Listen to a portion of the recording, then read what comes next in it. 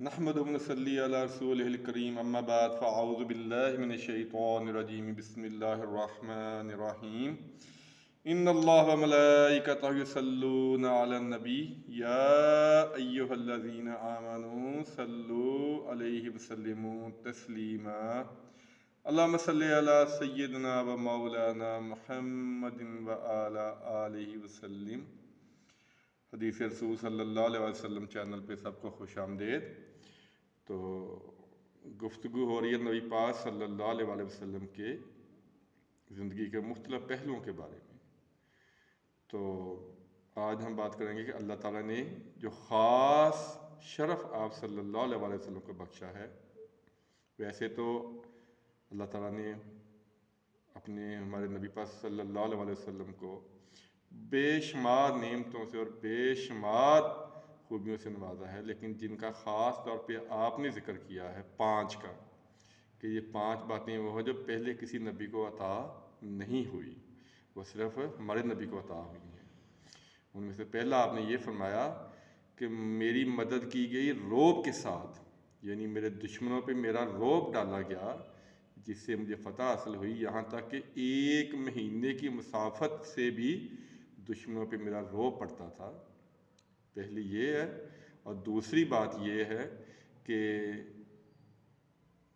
میری امت کے لیے پوری زمین کو مسجد بنا دیا گیا، یعنی پوری زمین ہی پاک کر دی گئی ہے۔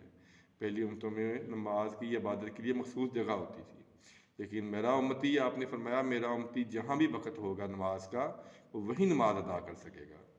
اور پھر فرمایا کہ اگر وضو کے لیے پانی نہیں ملے گا تو میری امت تیمم کر کے بھی نماز ادا کر سکتی ہے۔ یہ ہمارے نبی کا شرف ہے۔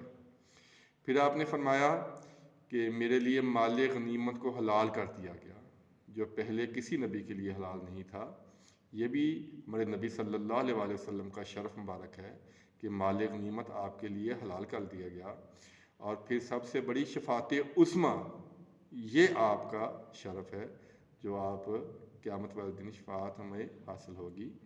اور آپ نے فرمایا کہ باقی جو نبی ہوتے تھے پہلے تو وہ صرف اپنی قوم کی طرف آتے تھے، ایک قوم کا ایک نبی ہوتا تھا، لیکن آپ نے فرمایا کہ میں پوری دنیا کے لیے قیامت تک میں نبی ہوں۔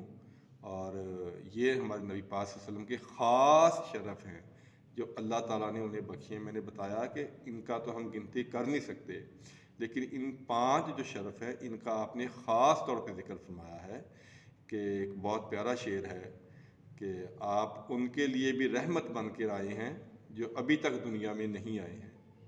تو یہ 5 چیزیں ہیں کہ نبی پاک صلی اللہ علیہ وسلم کی روب کے ذریعے مدد کی گئی، ساری زمین آپ کی امت کے لیے مسجد بنا دی گئی، تیمم کی سہولت دی گئی، مال غنیمت آپ کے لیے حلال کیا گیا، اور شفاعت عظمیٰ آپ کو بخشی گئی۔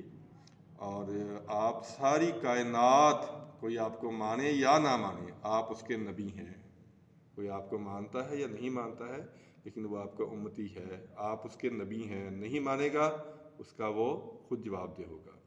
تو یہ ہمارے نبی پاک صلی اللہ علیہ وسلم کے کچھ خاص خصائص ہیں جن کا آپ نے ذکر کیا، اور یہ مسلم اور بخاری دونوں میں موجود ہیں۔